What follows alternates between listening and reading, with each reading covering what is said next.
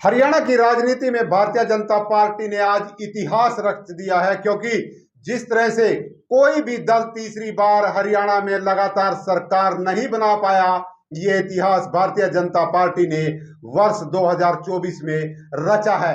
और करनाल की पांच सीटें भारतीय जनता पार्टी की झोली में आई है। और सभी जिस तरह से कयास लगाए जा रहे थे कि सर्वे, एग्जिट पोल, उन सभी को झूठा बताते हुए भारतीय जनता पार्टी ने स्पष्ट बहुमत की सरकार हरियाणा में बनाने का मार्ग प्रशस्त किया है। इसी मसले पर बातचीत करने के लिए हमारे साथ हमारे वरिष्ठ पत्रकार साथी संदीप साहिल हैं, नरेंद्र लाठर हैं और कदम सिंह है। इस पूरे आज का जो लब्बो लवाब है, आज पूरे दिन का जो घटनाक्रम है, भारतीय जनता पार्टी ने किस तरह से ये जीत दर्ज की है, बड़ी जीत दर्ज की है, और 2014 का भी अपना ही रिकॉर्ड भारतीय जनता पार्टी ने आज ध्वस्त कर दिया है। और जिस तरह से करनाल 2014 के बाद कयास लगाए जा रहे थे कि अब की बार कमजोर सीट है, लेकिन पूरी तरह से उसी तर्ज पर भारतीय जनता पार्टी ने जीत दर्ज की है। और करनाल के लोगों ने भी स्पष्ट बहुमत, स्पष्ट जनादेश जो है भारतीय जनता पार्टी को दिया है। करनाल से जगमोहन आनंद जीते हैं, घरोंडा से हरविंदर कल्याण जीते हैं, नीलोखेड़ी से भगवान दास कबीरपंथी जीते हैं और राम कुमार कश्यप ने इंद्री से जीत दर्ज की है। और असंध, जिस तरह से शुरुआत में कहा जा रहा था कि ये सीट कमजोर है, और इन सभी आकलन को बदलते हुए असंध की जनता ने भारतीय जनता पार्टी के पक्ष में वोट करते हुए योगेंद्र राणा को अपना जनादेश दिया है। संदीप जी, साहिल जी, क्या लग रहा है जिस तरह से आज ये करनाल के बारे में आप क्या कहने वाले हैं, जिस तरह से आज करनाल की जनता ने, करनाल पूरे जिले की जनता ने भारतीय जनता पार्टी को एक स्पष्ट बहुमत दिया है? देखिए, सबसे पहले तो मैं नमस्ते भारत के दर्शकों को प्रणाम करता हूँ और मैं ये कहना चाहता हूँ कि जो साइलेंट वोटर्स थे, उन्होंने अपने जो मन बना रखा था, उस मन के मुताबिक उन्होंने जो है वोट दिए हैं।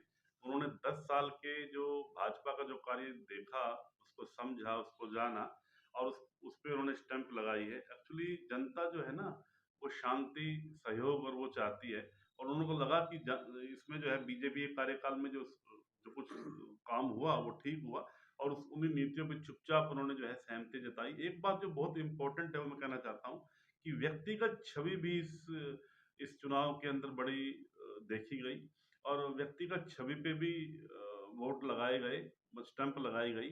और करनाल क्योंकि पंजाबी एरिया था, जो करनाल में हम बात कर रहे हैं, पंजाबी ही कैंडिडेट था, पंजाबी और बाहुल्य क्षेत्र था, इसलिए पंजाबी बाहुल्य क्षेत्र होने के कारण उसका लाभ जो है जगमोहन आनंद को मिला। लोगों ने भाजपा की नीतियों पे स्टंप लगाई और कैंडिडेट को भी देखा।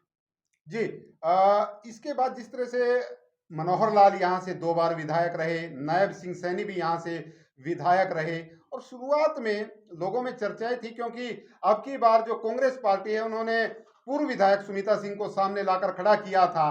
कहीं ना कहीं जो करनाल के जो पार्षद थे, वो भी भारतीय जनता पार्टी को अस्थिर करने का काम कर रहे थे। उन्होंने एकदम से पाला बदलते हुए कांग्रेस पार्टी को ज्वाइन कर लिया था और भारतीय जनता पार्टी कमजोर स्थिति में नजर आ रही थी। क्या आपको भी लगा कि कहीं ना कहीं नुकसान होगा भारतीय जनता पार्टी को? देखिए, सबसे बड़ी बात ये थी कि जब नेता पाला बदलते हैं तो जनता पाला नहीं बदलती, जो हमें समझना चाहिए।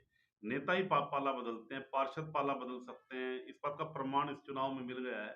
जो जनता का एक घर में अगर 5 सदस्य हैं, उस पार्षदों किसी पार्षद के घर में 5 सदस्य भी होंगे, तो मेरा दावा है कि उनके कहने से एक व्यक्ति ने तो वोट डाल दिया होगा, उनके कहने से 3 लोगों ने वोट भाजपा को डाल दिया होगा। तो जिसका जो मन बना होता है, वो मन बना हुआ था। लोगों ने अपने मन की सुनी है, दिल की सुनी है। लोगों ने विकास के ऊपर स्टैंप लगाई है, लोगों ने मोदी के नाम पे स्टैंप लगाई है। लोगों ने ये देखा है कि ये जो कार्यकाल था सही था और इस कार्यकाल को हमें आगे बढ़ाना चाहिए। जो विकास कार्य पहले हुए थे, उन विकास कार्यों को बढ़ाना चाहिए। अब घरोंडा की बात कर लें, घरोंडा में हरविंदर कल्याण 2 बार विधायक रहे, तीसरी बार उन्होंने हैट्रिक लगाई। उनकी व्यक्तिगत छवि और उनके काम को, उनके व्यवहार को और साथ-साथ जो बड़ा टफ कॉम्पिटिशन था, उसके कान पे स्टंप लगाई गई, उनको जितवाया गया। जी जी, हमारे साथ नरेंद्र लाठर जी भी हैं। नरेंद्र लाठर जी, आप घरोंडा से बिलोंग करते हैं, क्या सिनेरियो लगा? क्योंकि इस बार जो है वीरेंद्र राठौर काफी कड़ी चुनौती दे रहे थे, इस बार के चुनाव में कुछ लोग जो राजनीति को नजदीक से देखते हैं, राजनीतिक पंडित हैं, विश्लेषक हैं, वो कह रहे थे अब की बार कांग्रेस बहुत ज्यादा मजबूत है।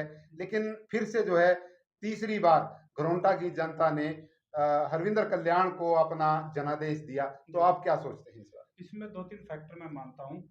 पहला फैक्टर है कि हरविंदर कल्याण द्वारा विकास कार्य जो घरोंडा के अंदर करवाए गए, उनका उनको पुरस्कार मिला है। और दूसरा फैक्टर ये है कि उनकी शराफत, और उन्होंने पूरे हलके के अंदर किसी भी प्रकार की ऐसी राजनीति नहीं उपजने दी जिससे पार्टीबाजी हो। और तीसरा, उनकी उनकी व्यक्तिगत जो छवि है वो लोगों के बीच बीच अत्यंत लोकप्रिय है। तो ये 3-4 जो कारण मुख्य है मैं मानता हूँ।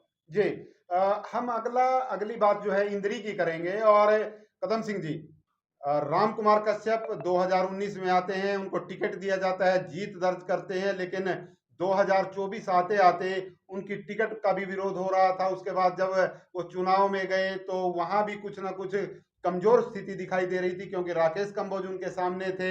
कांग्रेस पार्टी की लहर की बातें भी की जा रही थी, लेकिन ऐसा क्या हुआ कि आते आते जो है एक बड़े मार्जिन के साथ उन्होंने जीत दर्ज की? मैं पहले अपने नमस्ते भारत के सभी दर्शकों को नमस्कार करता हूँ। आपने एक अच्छा विषय चुना और इस पे चर्चा रखी। यशपाल जी, हम सब आपका धन्यवाद करते हैं। और एक अच्छी दिशा और एक अच्छे विचार यहाँ पर रखे जा रहे हैं जो जनता के बीच की बात है। जैसे आपने कहा इंद्री विधानसभा क्षेत्र की बात, राम कुमार कश्यप जी को 2019 में टिकट मिला था, लेकिन वो किसी और पार्टी से जुड़े हुए थे। उस टाइम में फैक्टर था ओनली बीजेपी का। जैसे अभी 2024 की बात करते हैं, दोबारा से बीजेपी ने राम कुमार कश्यप जी पे ही विश्वास जताया और उनको टिकट दे दी। जो उनका पिछले 5 साल का कार्यकाल रहा, उनके स्वभाव को देखते हुए जनता ने मोहर लगाई। और थोड़ा सा इस विधानसभा में कुछ जातीय समीकरण भी रहा। और मैं सहमत हूँ, मेरे सीनियर हैं संदीप साहिल जी ने जैसे कहा कि अब राजनीतिक जो उतार चढ़ाव और बदलाव आता है, कोई भी कैंडिडेट या किसी पार्टी का पदाधिकारी किसी पार्टी में, राजनीतिक पार्टी में जाता है, उससे कोई फर्क नहीं पड़ता। अब वोटर समझता है, समझदार है, एजुकेटेड है, उसको अपने निर्णय का अधिकार खुद वो है। अब वो वोटर नहीं रहा जो आपके लुभावने बातों में आकर वो कहीं ना कहीं वो फिसल जाए। अब वो अपना निर्णय खुद लेना संभल चुका है। बीजेपी की पॉलिसी भी बहुत अच्छी रही है, जो लोगों को भाई है उन्होंने लाइक किया है। इससे यही रिजल्ट सामने आता है। कुछ चीजें ऐसी थी, पहले क्यास लगाया जा रहा था कि प्रॉपर्टी आईडी को लेकर विरोध होगा, कुछ चीजें और फैमिली आईडी को लेके कुछ विरोध होगा, लेकिन इस तरह का कोई फैक्टर देखने को नहीं मिला करनाल पूरी 5 की 5 सीटों पे। तो बीजेपी की जो नीतियां थी उन पे लोगों ने मोहर लगाई है। और जातीय समीकरण भी कहीं ना कहीं यहाँ पर देखने को मिला। जैसे बीजेपी ने चेहरा बदला, नीतियां थोड़ी बदली, ओबीसी कैटेगरी को आगे लेके चले, तो वहाँ पे भी वो फैक्टर रहा। अभी जैसे सेंट्रल गवर्नमेंट की एक पॉलिसी आई है, बहुत सारे लोग हमारे, जैसे हमने पूरे विधानसभा में दौरा किया चुनावी दौर में, जैसे सामने बातें आती थी, बहुत सारे लोगों को इलाज के दौरान अपनी जान गंवानी पड़ती थी। कदम सिंह जी, एक बात और मैं रोकना चाहूंगा आपको, क्योंकि इंद्री ऐसी सीट थी जिस पर मुझे लगता है सबसे ज्यादा जो स्टार प्रचारक थे वो आए। अमित शाह जी जो केंद्रीय मंत्री है वो आए, भजनलाल शर्मा आए, अनुराग ठाकुर आए, सांसद नवीन जिंदल आए, और भी कई स्टार प्रचारक आए। तो साहिल जी, आप भी इंद्री से बिलोंग करते हैं और काफी इंद्री आपने कवर किया है, आपको क्या लगता है इंद्री के बारे में? थोड़ा सा आप भी चर्चा करें। देखिए, मैं एक बात और कहना चाहता हूँ कि राम कुमार कश्यप, वो ना कश्यप, वहाँ पे वोट काफी ज्यादा है। पहले तो हम जातीय समीकरण पे बात करेंगे, क्योंकि मेरा गांव वहीं है, तो मैं इसको बड़ा करीबी से जानता हूँ। तो कश्यप बिरादरी जो है, वहाँ 42,000 वोट है, वहाँ 42,000 वोट सिर्फ कश्यप कश्यप के हैं। दूसरी बात ये थी कि राम कुमार कश्यप का जो विरोध था, मान लो वहाँ पे अभी जो है विनोद शर्मा आए थे, तो ब्राह्मणों की एक वीडियो भी वहाँ वायरल हुई थी। उसमें कहा जा रहा था कि हम ब्राह्मण जो है इनसे नाराज है, ये कभी मिलने नहीं आए हमारे से, इन्होंने काम नहीं किए, और उन्होंने कहा कि हम विनोद शर्मा के कारण जो है टिकट दे रहे हैं। तो कई चीजों को साधा गया। मैं कहना चाह रहा हूँ, साधने का जो क्रम, मैनेजमेंट जो उन्होंने संभाला राम कुमार कश्यप जी ने, वो काम कर पाए या नहीं कर पाए वो तो अलग बात है। वो काम मैं यहाँ कहूँगा जीतने के बाद भी वो काम अपनी कड़ी में 5 साल में कम कर पाए। उन्हें काम की मेहनत करनी चाहिए। अगर वो राजनीति में और ज़िंदा रहना चाहते हैं तो उन्हें वर्क करना चाहिए, जी क्योंकि अगर बढ़ना चाहिए। जी जी 2 बातें। जी और तीसरी बात जो मैं इम्पोर्टेंट कहना चाहता हूँ वो बड़ी अच्छी है, बड़ी अच्छी ये है कि बहुत से स्टार प्रचारक आए, बहुत वो हुआ, लेकिन लोगों ने बीजेपी को वोट दिए, लोगों ने मोदी को वोट दिए। लोगों ने देखा कि हमारी सड़कें बनी हैं, हमारे काम हुए हैं, तो इसमें कोई डेवलपमेंट हो सकती है, डेवलपमेंट को वोट दिए। इस विषय पे दोबारा आएंगे। साहिल जी, आपसे ही मैं सबसे पहले जानना चाहूंगा, हुँ, असंध जिस पर बीजेपी काफी कमजोर स्थिति में थी और वहां से असंध में कांग्रेस का विधायक था, उनको काफी मजबूत माना जा रहा था, लेकिन योगेंद्र राणा एक बार फिर जो है, क्योंकि 2014 में बख्शी सिंह वहां से भारतीय जनता पार्टी के विधायक बने थे और अब 2024 में अब योगेंद्र राणा विधायक बने हैं, क्या कारण मानते हैं? देखो, योगेंद्र राणा जी के भी जो है मतलब बीजेपी से जीतने का जो कारण है, कम मार्जिन से जीते हैं वो। वो जीतने का कारण वो भी भाजपा ही है, मोदी की नीतियाँ ही हैं। हालाँकि वहाँ राहुल गांधी की रैली हुई, आपने देखा होगा सारा सारा सिनेरियो को गढ़ माना जा रहा था कि असंध जो है, क्योंकि वो शमशेर सिंह गोगी वहाँ मजबूत थे। ऐसी बात नहीं, कमज़ोर कैंडिडेट थे, बड़े मजबूत विधायक के रूप में काम किया, बड़े अच्छे सिनेरियो में काम किया उन्होंने। लेकिन क्योंकि लोगों को असंध में 5 साल लोगों का विकास नहीं हो पाया, उन्होंने कांग्रेस के लोगों ने देखा कि कांग्रेस में रह के उनके वो काम नहीं हो पाए, और वो जो काम रुके हुए थे उन कामों को करवाने के लिए लोगों ने स्टंप लगाई बीजेपी की, हमारे काम होंगे, हमारा विकास होगा, हमारी चीजें रुकी हुई है। हालांकि जो शमशेर सिंह गोगी थे उन्होंने असंध को जिला बनाने के लिए बड़ी पहल की, बड़ी बड़ी उपमंडल के लिए हर चीज पर उन्होंने काम किया और मेहनत की, लेकिन क्योंकि वो कांग्रेस में थे और बीजेपी के विरोध में खड़े थे, इसलिए उनके काम नहीं हो पाए। उनका एक बयान भी आया था उनका कि एक बयान चर्चित हुआ था कि रिश्तेदारों वाला जो बयान था, तुम भी खाओ हम भी खाएंगे, वो वाली घर बात। भरने वाला घर बयान। भरने वाला था, चलो कोई बात नहीं, वो तो अलग बात है। लेकिन सबसे बड़ा जो मुझे फैक्टर लगता है, जनता ने ये सोचा है कि हमें अपने काम, और वहां पे लोग भी बड़े खड़े हुए थे। अगर मैं ये भी कहना चाहता हूँ, यहाँ पे एक बड़ी मजबूत बात है, अगर जयराम शर्मा को टिकट मिलती और भी अगर टिकट का वो भी होता, तो वो वो भी और ज्यादा बड़े चलो बड़े ज्यादा मार्जिन से वो मार्जिन से जीत जीतते, सकते जी थे। जी, इसमें एक और चीज मैं मार्जिन बढ़ सकता जोड़ना था। चाहूंगा, क्योंकि इसका एक और कारण है कि आईएनएलडी और बीएसपी का जो गठबंधन का जो प्रत्याशी था गोपाल राणा, वो भी राजपूत बिरादरी से है और उसने भी अच्छे वोट प्राप्त किए हैं। तो कहीं ना कहीं मुझे लगता है जो ये इनका यहाँ पर मार्जिन घटा है, तो इसका एक गोपाल राणा भी इसका एक कारण हो सकता है, गोपाल क्योंकि राणा भी एक जी कारण है। दूसरी बात है वो जिलाध्यक्ष रहे हैं, जिलाध्यक्ष रहते हैं, उन्होंने अपनी ठीक अपना काम करने की कोशिश की है। लेकिन मुख्य बात ये होती है, जब जनता ये देखती है ना कि मेरी सड़क नहीं बनी हुई, मेरा काम नहीं हुआ, तो जनता ने सोचा कि मेरे काम होने चाहिए। इस बार विधायक ऐसा बनाते हैं जो हमारे काम करा दे, सरकार के साथ चलेंगे। इस बार लोगों ने रणनीति के साथ काम किया। हालांकि लोगों को ये भी मेंशन किया गया था कि इस बार जो बड़ी हवा चल रही थी कि कांग्रेस की सरकार बनी थी, लेकिन मैं ये बता देना चाहता हूँ, कांग्रेस की सरकार इसलिए नहीं बनी, कांग्रेस की सरकार में इसलिए कम विधायक आए, उनकी आपसी फूट भी बहुत बड़ा कारण रहा। जी। एक बार साथियों मैं आपको अपडेट कर दूं आज के चुनाव के बारे में कि नायब सिंह सैनी के मंत्रिमंडल के 9 मंत्री ये चुनाव हार चुके हैं। वो 9 मंत्री कौन कौन से हैं, उनके क्रमवार में आपको नाम बताता हूं, जिनमें रणजीत चौटाला जो बिजली मंत्री थे, कंवरपाल गुर्जर जो लगातार मनोहर लाल सरकार में भी मंत्री रहे थे और नायब सैनी सरकार में भी हैवी वेट मंत्री रहे थे, वो अपना चुनाव हार चुके हैं। सुभाष सुधा जो स्थानीय निकाय मंत्री थे वो हार गए हैं। जयप्रकाश दलाल, अभय सिंह यादव, संजय सिंह, कमल गुप्ता, ज्ञानचंद गुप्ता और असीम गोयल, ये 9 बड़े नाम हैं जो हरियाणा की सरकार में मंत्री थे, अब वो अपना चुनाव हार गए हैं। अब हम बात करेंगे नीलोखेड़ी विधानसभा क्षेत्र की। सबसे पहले कदम जी आपसे पूछना चाहूंगा कि नीलोखेड़ी में जिस तरह से भगवान दास कबीरपंथी अपना चुनाव जीते हैं, तो आपका कमेंट क्या रहने वाला है? कि भगवान दास कबीरपंथी का जीतने का कारण यही रहा कि पहले वहां पर आजाद उम्मीदवार चुनाव लड़े थे, वो जीते हुए थे, तो किन्हीं कारणवश वो भी वहां का विकास कराने में नाकाम रहे। तो वहां की जनता ने भी इसी सूझबूझ से काम लिया कि सरकार तो बनने जा रही है बीजेपी की, उसकी नीतियों को देखते हुए उन्होंने उसको बहुमत से जिताया, उनको वोट दी। तो वहाँ फैक्टर रहता है एक, जो भगवान दास कबीरपंथी है उनके नेचर का भी फैक्टर है। वो मिलनसार भी हैं, लोगों से मिलते हैं, और हारने के बावजूद भी पूरे 5 साल जो नीलोखेड़ी विधानसभा के वोटरों का कहना है कि वो उन लोगों के दुख और सुख में उनके साथ रहे। जी। आपको क्या लगता है नरेंद्र लाठर जी, नीलोखेड़ी के बारे में आपका क्या कमेंट रहने वाला है? धर्मपाल गोंदर को क्यों नकार दिया नीलोखेड़ी की जनता ने? ऐसा क्या हुआ?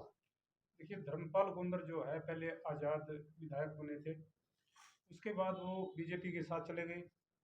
बीजेपी में जाकर उन्होंने अपने विकास कार्य क्षेत्र में करवाए, समर्थन दिया बीजेपी को? बीजेपी को समर्थन दिया, लेकिन ऐन वक्त पे चुनाव के नज़दीक जाकर उन्होंने कांग्रेस का दामन थाम लिया। तो इससे कहीं न कहीं वहाँ की जनता को लगा कि ये भी जो पाला बदलने वाली प्रक्रिया है, हमने जो विश्वास किया था, एक आज़ाद विधायक बनाया था, आज़ाद विधायक बनने के बाद वो सरकार के साथ गया था, लेकिन उन्होंने पाला बदलकर अब ये लग रहा है कि कांग्रेस की सरकार हरियाणा में आएगी, तो वो कांग्रेस की तरफ चले गए। तो उनको कहीं न कहीं दल बदलू का टैग उनके ऊपर लग गया। जी। आपको क्या लगता है दल बदलू के टैग के कारण उनकी हार हुई है? नहीं, मुझे ऐसा नहीं लगता। मुझे तो ये दो बातें लगती हैं। वहाँ 88 कैंडिडेट थे जिन्होंने कांग्रेस का पर्चा भरा था, नंबर एक बात। वहाँ पे उनमें से एक थे, वो कहते हैं कि दोस्त बन बन के मिले मुझको मिटाने वाले। तो उनके जो साथी थे, जो और भी जो लोग थे जो आए, जो उनके कैंडिडेट थे, जो चुनाव उन्होंने भी लड़ा और आज़ाद प्रत्याशी के रूप में चुनाव लड़ा, और उसका का सारा लाभ जो है बीजेपी को मिला। बीजेपी के कैंडिडेट वहाँ पे समन्वित थे, वहाँ पे अनुशासित थे, उनको पता था भगवान दास कबीरपंथी उनका कैंडिडेट है, दूसरा तीसरा चौथे का नाम नहीं था। तो उसमें जो 88 कैंडिडेट थे, जो और लोग लड़े, वो तो वो फायदा हुआ, नुकसान हुआ। दूसरी बात ये थी कि वहाँ पे गुटबाजी बड़ी ज़्यादा थी। कोई शैलजा गुट का था, कोई भूपिंदर सिंह हुड्डा गुट का था, कोई सुरजेवाला गुट का था, कोई ऐसी सीट एक ही थी। तो उसपे जो है बड़ा ज़्यादा दबाव था उस सीट के ऊपर, और कई बार ये चर्चा भी आई कि खुद शैलजा लड़ेगी चुनाव, ऐसी चर्चा भी आई, बिल्कुल है ना? ऐसी बड़ी-बड़ी चर्चाएँ वहाँ पे आई। और उस सिनेरियो को देखते हुए मैं आपको बताना चाहता हूँ कि धर्मपाल गोंदर को कोरोना का बड़ा नुकसान हुआ। कोरोना काल में वो काम नहीं हो पाए। धर्मपाल गोंदर ने जनता की लगातार आवाज़ उठाई, मैं बताना चाहता हूँ, मैंने उनको कवर किया। उन्होंने लगातार आवाज़ उठाई, लेकिन क्या हुआ कि वहाँ पे सक्रिय रहे भगवान दास कबीरपंथी, बहुत सक्रिय रहे 5 साल मुझे तक। लगता है जिस तरह से और वो दोनों के अंदर भाजपा को छोड़कर नहीं, दोनों के अंदर जो है वो रही, वो द्वंद्व रहा, खींचातानी रही, क्योंकि कंपटीशन बना रहा आपस वो में, मनोहर लाल के competition काफी बना। करीबी थे भगवान दास कबीरपंथी, जाहिर तौर पे पूर्व विधायक थे, उन्होंने भी बहुत से काम करवा रखे थे, वो भी काम करवाना मुझे लगता है कि जो उनका ऐन वक्त पर चुनाव से पहले कांग्रेस को समर्थन देना, वो भी जनता को एकदम से जो है वो एक खटका खटका होगा। लेकिन राजनीति में जब आप जाते हो, राजनीति की जब सिस्टम होता है, जब आपका काम एक दरवाजे पे नहीं हो रहे होते, जब आप एक दरवाजा खटखटाते हो तो आपके काम नहीं होते, तो आप दूसरा दरवाजा जरूर खटखटाते हो जो कि पैरेलल होता है। उस दरवाजा उन्होंने एक ऑप्शन चुना, जनता के हित में चुना, लेकिन क्या हुआ कि उनकी बदकिस्मती कह लो, वैसे कह लो, या जो हवा चल रही थी, वो हवा जो है ना, उनकी फूटबाजी या उसमें सिस्टम के कारण वो खराब हो गई और वो हार गए। असल में क्या है, आप देखो कि नीलोखेड़ी में मार्जिन, नीलोखेड़ी और घरौंडा की सीट पहले से ही सेफ कही जा रही थी। जब हम 5 की विधानसभा की बात करते थे, इतनी बातें नहीं करते थे। जो भी बात करता था, कहता था नीलोखेड़ी, सबसे पहले नीलोखेड़ी, दूसरा घरौंडा, हम सेफ मानते हैं। लेकिन आप ये देखो कि कंपटीशन कितना बड़ा है, कितना ज़्यादा फाइट हुई है। आप ये भी देखो, ये भी महसूस करो, भाजपाइयों को भी, भाजपा के नेता को भी जो बैठे हुए हैं, उनको ये सोचना चाहिए कि वोट प्रतिशत कांग्रेस का भी बड़ा है। जी। ये भी सोचना चाहिए, और ये भी सोचना चाहिए कि उनका मार्जिन क्यों कम हुआ है, और ये भी सोचना चाहिए, ये मार्जिन कम होने वाली बात भी कोई बड़ी अच्छी बात नहीं है। इसका मतलब कहीं ना कहीं हमारा सिनेरियो 10 साल में एंटी इनकम्बेंसी रही है।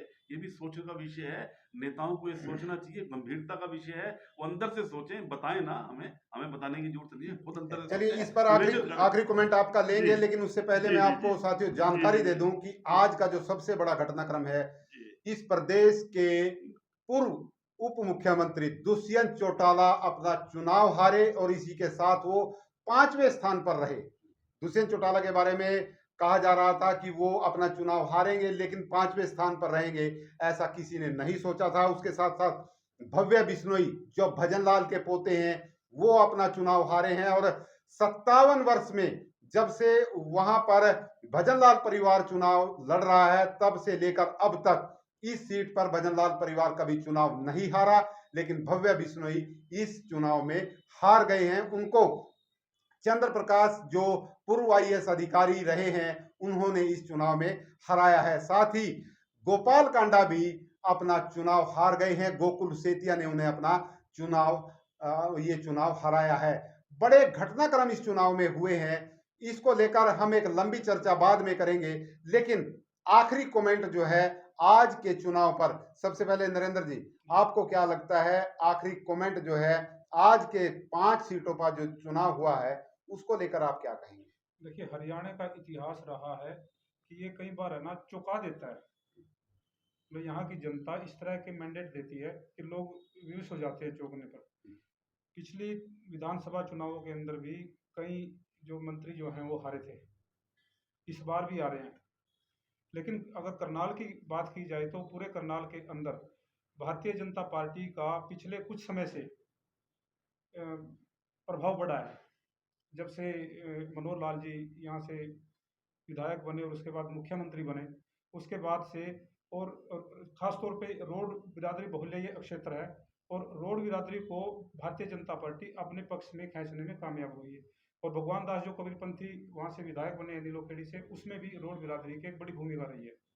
तो और जब पिछले लोकसभा चुनावों के अंदर मनोहर लाल जी यहाँ से विजयी हुए थे और कुरुक्षेत्र के अंदर भी जो है रोड बहुल्य क्षेत्र जो है वो वहाँ से भी नवीन जिंदल जो एमपी बने हैं, तो उसमें भी रोड बिरादरी की एक प्रमुख भूमिका रही है। और ये भारतीय जनता पार्टी इस बात को मानती है कि ये 2 सीटें रोड बिरादरी के प्रभाव के कारण वो जीती हैं। जी, आपको क्या लगता है? आप संक्षिप्त सा कमेंट, आखिरी कमेंट जो है ये जो पूरा करनाल का जो चुनाव है, हरियाणा का चुनाव करनाल के चुनाव पे आप करनाल की विधानसभा का जो पूरे के पूरा जो सिनेरियो 500 जो जीते हैं विधानसभा बीजेपी की, मुझे लगता है कि 2 बातें बहुत ज़्यादा इम्पोर्टेंट हैं। पब्लिक ने अपने मन की सुनी है। पब्लिक ने जातिगत सिनेरियो पे तो देखो हर चुनाव होता है, ऐसा नहीं है कि एंटीइज्म नहीं था, एंटीइज्म बहुत ज़्यादा था इस बार। ईमानदारी की बात है, 10 साल की एंटी इनकम्बेंसी इस चुनाव में ईमानदारी की बातें देखी गई है। लेकिन जिस तरह से कन्विंस किया मनोहर लाल जी आए, उन्होंने कन्विंस किया, जिस तरह से लोगों पे उनका इम्पैक्ट पड़ा कि हम ये काम करने वाले हैं, हम घर बनाएंगे, हम नीतियाँ देंगे, हम और चीज़ें जो हम आगे लेके आएंगे, पेंशन्स की बात हुई और जो योजनाओं की बात हुई, खासतौर पर रोजगार के मुद्दे को भी इस बार बीजेपी जो भूल चली थी, जो बीजेपी भूली हुई, मतलब बीजेपी ने भूल ही गई है इस मुद्दे को। इस बार जो है उन्होंने खासतौर पर कहा कि हम रोजगार भी देंगे और वो भी करेंगे। तो कई चीज़ें उनको जो है समझ में आई, लोगों को भी ये कर सकते हैं। अब 5 साल को वक्त देना चाहिए। और नायब सिंह सैनी जी की बात बड़ी ज़बरदस्त थी, इंपॉर्टेंट, कि हम जीत रहे हैं और जो आरोप है वो ईवीएम पे लगेगा, उन्होंने पहले ही कह दिया था। तो नायब सिंह सैनी के बाद जो मुख्यमंत्री हैं उनकी बात बिल्कुल सच निकली। और एक बात और इसमें इम्पोर्टेंट है बीशपाल राणा जी, कि जनता ने जो देखा, सुना, समझा 5-10 साल में, उन्होंने 10 साल की निचोड़ अपनी वोट के रूप में दिया।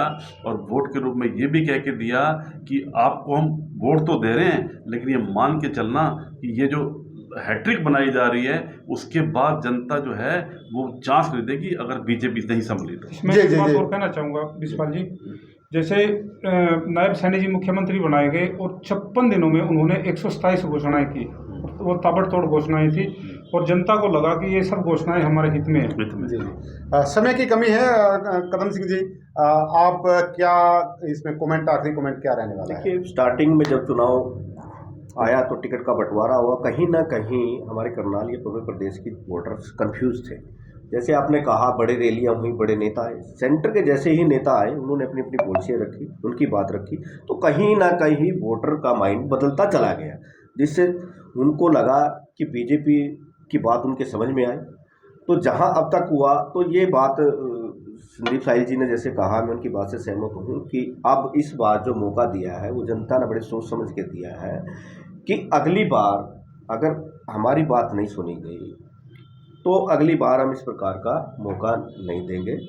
जैसे कि उनके काम हुए हैं जो पेंडिंग रहते हैं, और यहाँ की जनता, करनाल के वोटर इस प्रकार से है, ये ज़्यादा टाइम नहीं बिठाते, ज़्यादा हैवी नहीं होने देते। जी, ये ऐन मौके पे ऐसा चोट मारते हैं तो उसकी औकात उसको दिखाते हैं। माइक्रो मैनेजमेंट जानती है बीजेपी। जी।